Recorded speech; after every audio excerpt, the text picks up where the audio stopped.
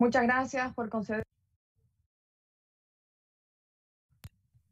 Muchas gracias por concederme el uso de la palabra, señor presidente encargado. Es enorme la valentía de una mujer para continuar un embarazo producto de una violación. Valentía de la que se arma también una mujer que, tras la agresión sexual, pone en riesgo su vida y hasta hace muy poco su libertad. Porque como sostiene Frederica Matthews Green, ninguna mujer violada quiere un aborto como alguien podría querer un helado o un auto. Ella quiere un aborto como un animal en una trampa, capaz de roer su propia pierna. Una mujer que busca el aborto está tratando de escapar de una situación desesperada por un acto de violencia y autopérdida. Lamentablemente hay quienes, para defender su punto de vista, son capaces de señalar a la víctima y llamarla asesina, por tomar una decisión que está fuera de la comprensión de quienes jamás hemos atravesado esa situación. Muy buenas noches, señoras y señores legisladores, representantes de organizaciones en defensa de los derechos de las mujeres, niñas, adolescentes, activistas y especialmente mujeres sobrevivientes de la violencia.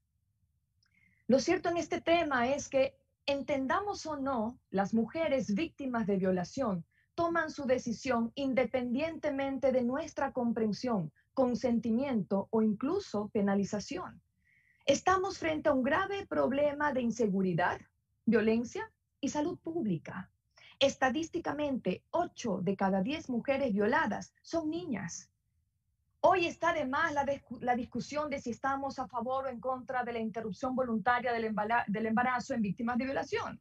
Ya no estamos en ese punto, porque aquí en el Ecuador ya se encuentra despenalizado por esa causal mediante la sentencia de la Corte Constitucional del 28 de abril del 2021. Tampoco estamos aquí para resolver si acatamos o no acatamos la sentencia, porque simplemente las sentencias de la Corte Constitucional son de carácter definitivos e inapelables, de acuerdo con el artículo 440 de aquella Constitución que bastante se ha citado en esta sesión. Desde el 2008, con la Constitución de Montecristi, el Ecuador se reconoció como un Estado constitucional de justicia y derechos, y se le dio la máxima atribución a la Corte Constitucional para ser la intérprete de la Carta Magna y de realizar dictámenes sobre temas que afecten derechos humanos. Y eso ha hecho con esta sentencia. Lo que sí nos corresponde hoy es generar una ley para garantizar el derecho a la interrupción voluntaria del embarazo para casos de violación y velar para que ese proyecto no sea construido sobre creencias personales, sino respetando los parámetros dispuestos por la Corte Constitucional, como evidencia médica y científica, estándares de derecho internacional y recomendaciones de organismos internacionales. El informe para primer debate que hoy estamos analizando busca justicia y reparación para las mujeres, adolescentes y niñas violentadas sexualmente. Esa es la premisa. Por lo tanto, no se puede condicionar la interrupción voluntaria del embarazo a una sentencia ejecutoriada, porque mientras el embarazo tiene un tiempo límite, un proceso penal puede durar años. Por eso la Corte considera que esa exigencia es una forma más de promover la maternidad forzada en víctimas de violación.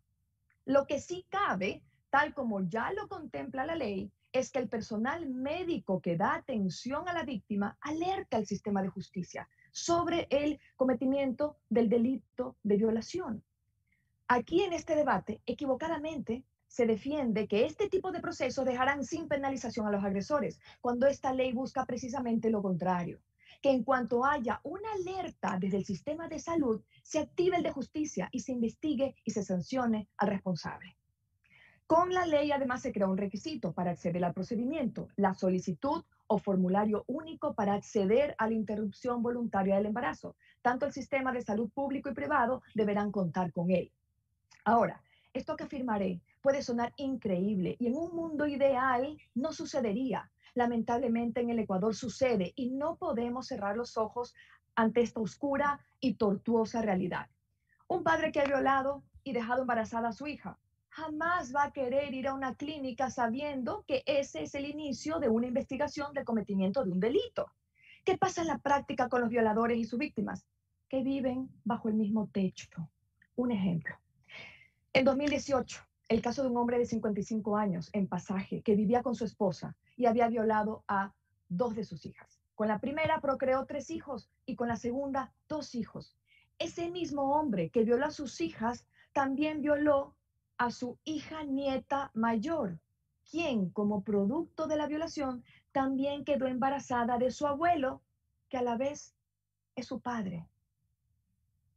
Esos escenarios de violencia y revictimización extrema suceden hoy y seguirán repitiéndose si las víctimas tienen que pedir autorización a sus violadores. Ningún padre que ha violado a su hija va a llevarla a algún lugar donde quedará evidenciado su delito. Estas personas se fortalecen en la clandestinidad, donde practicar un aborto no enciende ninguna alarma en el sistema de justicia. No seamos insensatos. En un país sin justicia, una resolución penal, más que un requisito, es una traba.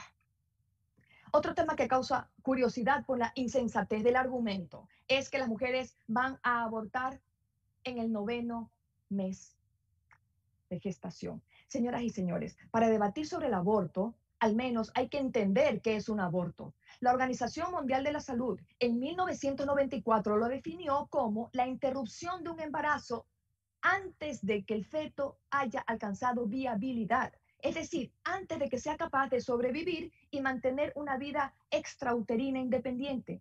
A los 9 meses ya el feto es viable. Es decir, que no existiría la posibilidad de abortar, sino de parir, de parir. Y en ese caso debe garantizarse la vida de ambos. Determinar una temporalidad insensata, como algunos proponen, en un país donde la educación sexual es nula, no existe, y muchas víctimas ni siquiera saben que están embarazadas porque son niñas, es a la vez obligarlas a ejercer una maternidad forzada. La temporalidad debe determinarse en la práctica por los especialistas médicos y para eso está el Ministerio de Salud, que es un ente técnico. La Asamblea es un ente político y este tema no debería ser tratado desde esa visión.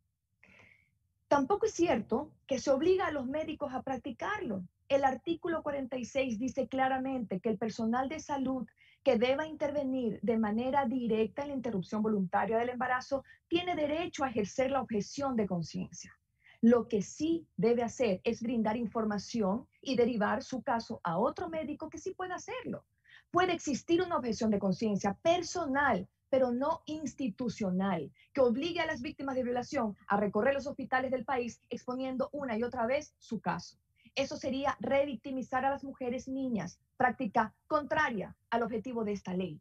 Repito, esta ley no es para despenalizar el aborto. Esta ley es para garantizar el derecho a la interrupción voluntaria del embarazo en caso de violación. Enfoquemos el debate en lo que hoy nos compete hacer.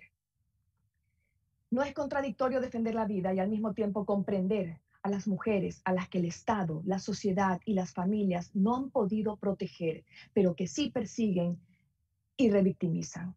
Las mujeres han sido revictimizadas 4 veces, ética y humanamente. Primero, cuando son violadas. Segundo, cuando ven a su violador sin penalización o muy pronto fuera de la cárcel para seguir violando. La tercera, y quizás la más dolorosa, es cuando la mujer opta por abortar. E incomprensiblemente, luego de todo este dolor, la cuarta sanción era ser condenada a la cárcel. Paradójicamente, luego de haber sido penalizada ya 3 veces. La posibilidad de interrumpir voluntariamente un embarazo producto de una violación es una forma de reparación a esas... Por favor. Gracias, con esto termino. La posibilidad de interrumpir voluntariamente un embarazo producto de una violación, decía, es una forma de reparación a esas mujeres que después de un crimen deben enfocarse en recuperar su plan de vida. Este tema requiere de una visión técnica que reconozca la evidencia y la dureza de las cifras de violencia sexual contra las mujeres del Ecuador. La revictimización no es una opción. La interrupción voluntaria del embarazo debe ser un procedimiento sin trabas que respete la dignidad de las mujeres, adolescentes y niñas que han sido víctimas de una violación. Muchísimas gracias, señoras y señores asambleístas. Asambleísta Vanessa Freire tiene la palabra.